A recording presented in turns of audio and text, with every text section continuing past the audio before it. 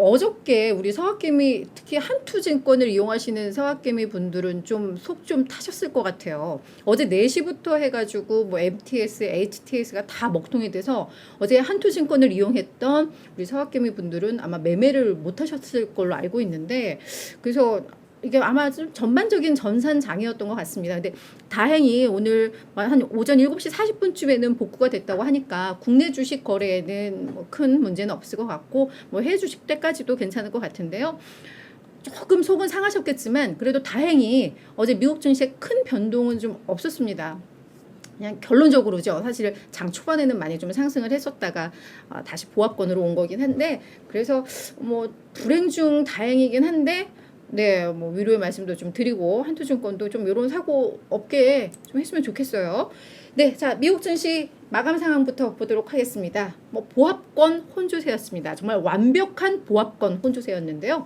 다우지수 0.09% 오르면서 32,832포인트 마감을 했습니다. S&P 500은 0.12% 내렸고요. 나스닥 지수도 0.1% 내렸습니다. 자, 왜 시장이 이렇게 재미가 없었을까? 보겠습니다.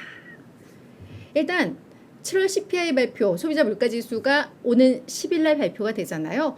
우리 고용지표도 너무 진짜 막 깜짝 놀랄 만큼 뭐 괴물 같은 이런 보고서가 나왔기 때문에 물가지표 발표를 앞두고도 시장에서는 조금은 좀 지켜보자라는 이런 관망세가 짙었다라고 볼 수가 있겠습니다. 뭐 계속 말씀드리지만 7월 CPI 전망치는 지금 8.7% 정도로 예상이 되면서 6월 9%를 넘어섰던 6월보다는 괜찮을 거야 라는 그런 전망들, 기대들이 있습니다만, 근원 CPI는 더 올라갔을 거야. 그럼 시장에서는 어느 쪽에 반영을 할까에 대해서 지금 아직까지 뭔가 명확한 방향성을 잡지 못하기 때문에 이 발표를 앞둔 현 시점에서는 결국 투자자들은 조금 몸을 사릴 수밖에 없었던 뭐 이런 상황이었다고 볼 수가 있겠고요. 사실 장 초반에는 좀 상승세가 있었습니다. 왜냐하면은 인플레이션 감축법이 통과가 되면서 그런 신재생 에너지 관련주라던가 뭐 관련 하여튼 뭐 이러면서 시장이 전반적으로 좀 분위기가 괜찮았는데요.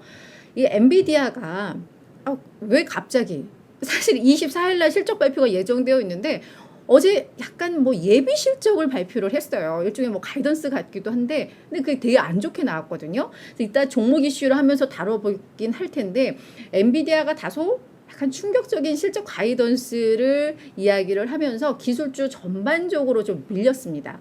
그러면서 이제 상승폭이 좀 줄고 하면서 보합권까지 내려온 것으로 좀 볼 수가 있을 텐데요.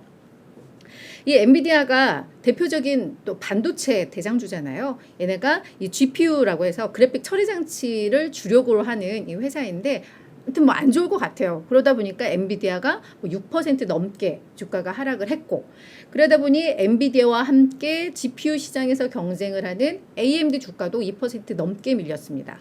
뿐만 아니라 뭐 브로드컴이라던가 이쪽에 그냥 반도체 관련주들이 전반적으로 뭐 1에서 2% 정도 내리면서 이 필라델피아 반도체 지수도 1.6%나 내렸어요. 그러니까 지수가 전반적으로 보합권인 것을 볼 때 반도체주가 좀 안 좋았구나, 이게 좀 예상이 되는 거죠.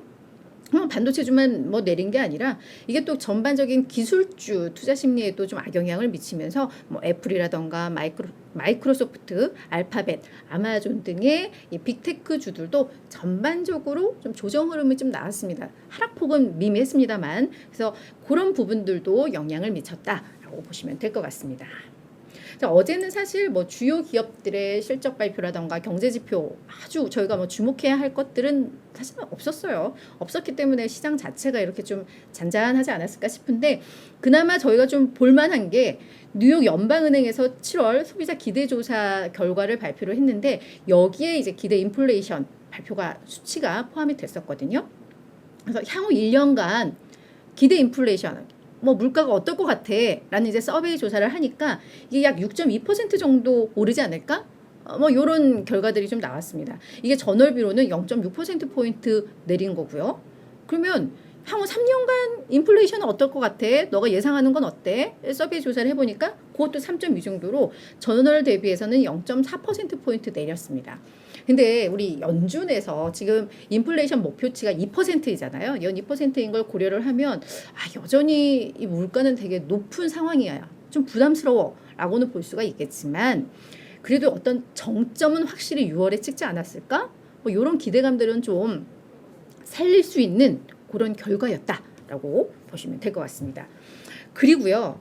뭐 지금 제가 뭐 경제 지표도 그렇고 실적도 그렇고 뭐 그냥 뭐가 중요한 건 별로 없었어라고 말씀을 드렸는데 이 기술적 분석가들은 지금 이 시점을 이 기술적으로 매우 중요한 시점으로도 해석을 하더라고요. 그래서 그거를 제가 또 한번 정리를 해봤는데 이제 지금 보이는 이 차트가 지금 S&P 500 차트거든요. S&P 500 차트인데 이게 어제 4186까지 찍었다가 이제 4140선에서 이제 마무리를 한 건데 이게 무슨 의미가 있냐 하면은 6월 2일 날 기록을 했던 전고점 그게 4177포인트였거든요. 근데 요 전고점을 장중에 살짝 찍고 돌파를 했던 거예요.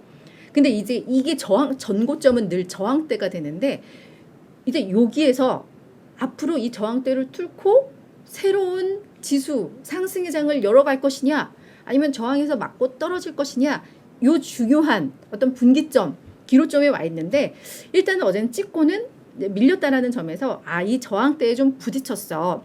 중요한 저항대에서 이제 상단에 대한 테스트가 이루어질 거야 라는 이야기가 나오면서 기술적으로도 이렇게 중요한 시점에 CPI라는 중요한 물가 지표도 앞두고 있어서 결국은 이 물가 지표에 따라서도 상당한 영향을 받게 될.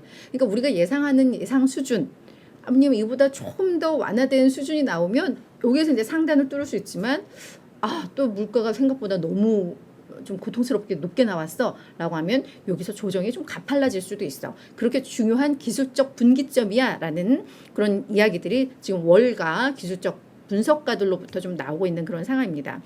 그리고 만약에 여기서 이제 뭐 4177 전 고점 6월 2일 날 기록했던 전 고점을 돌파를 한다면 어떻게 될까?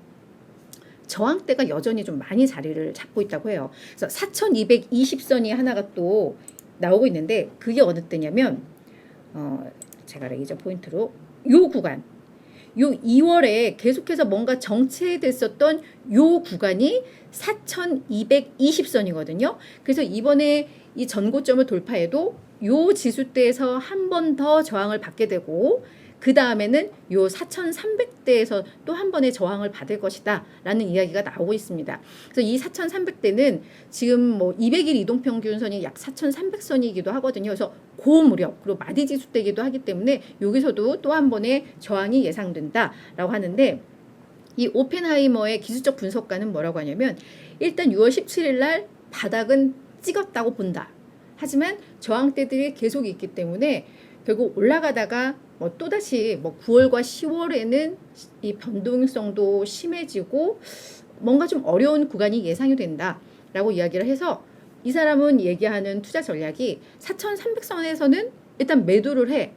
저항을 계속 뚫고 거기까지 올라갔을 경우입니다. 이것도 매도를 하고 그 다음 51선에서는 매수를 하는 게 괜찮겠어 라는 전략을 제시를 하는데 현재 51선은 약 3,935 요 선이거든요. 근데 이게 아마 지수가 계속 올라가면서 51선도 고개를 들어서 이게 결국은 올라가면서 약 4,000선 부분까지도 올라갈 수 있어요. 그러니까는 4,300과 4,000선 사이에서의 그 매매 전략을 기술적으로 봤을 때는 좀 제시를 하고 있더라.